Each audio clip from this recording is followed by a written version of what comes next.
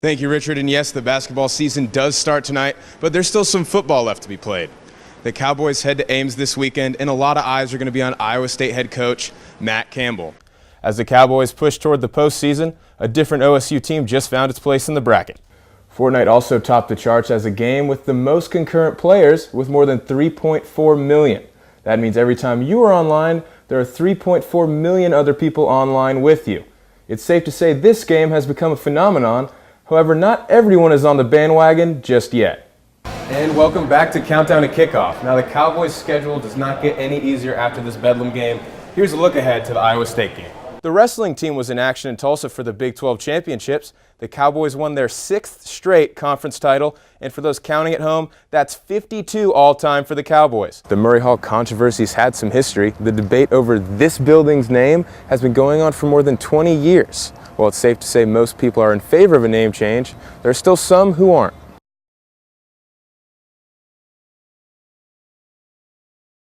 Fortnite is the game that is taking the country by storm. The concept is simple. You drop in, collect gear, eliminate enemies, and the last one standing wins. With a lot of shooting games on the market, what makes this one different? Well, the answer is simple. It's 100% free. And it was free. And then somebody was like, you know what, dude, it's free. Like, what do you have to lose? One more reason I got the game is definitely because it was free. The game being free brought people in, but people's competitive nature made them keep coming back. I think one of the things is that, at least for me, like all my friends started getting good and like winning and stuff, and I was like dying at the very beginning of every game. I was like, I want to win. But this game is more than the joys of winning. Woo! Let's go! And wanting to avenge your losses. Since its release, Fortnite has had more than 40 million people log on. The game has 1.8 million Twitter followers as of Friday. That's more than Sega, World of Warcraft, and Halo. Fortnite recently became the most streamed game on Twitch, with an average of 141,000 streams a day.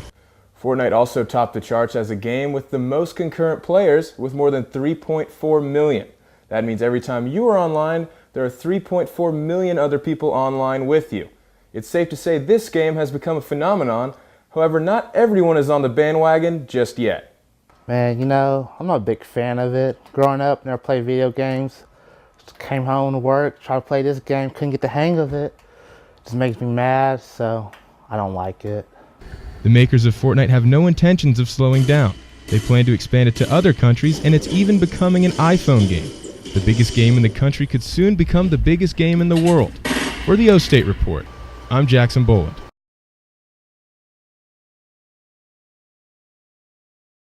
Renovations for the Colvin were approved last week, and for Todd Missner, these renovations were a no-brainer. The equipment was very old. It's been around a lot longer than generally is recommended in the fitness industry to hold on to certain pieces of equipment.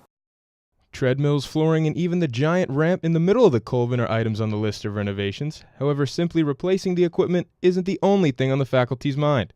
The Colvin needs to be maintained for the sake of future Cowboys. Because honestly, recreation centers on a college campus is a good recruiting tool, as well as it's a great opportunity to really provide a resource to not only the students, but the faculty and staff and other people that come into the building. And it's a really good feature of a college campus. The changes to be made will improve the overall look and feel of the Colvin. Missner certainly has high hopes once the renovations are complete. And I know that I feel confident that with this added renovation to the facility itself, it'll boost people's interest and hopefully make them feel more welcome and more likely to come back, because that's our job, is to create that environment. Racquetball courts like this one are just one of the many renovations the Colvin will undergo, and look for those to start this month. Things like treadmills and flooring will start getting replaced in the spring. For the O State Report, I'm Jackson Boland.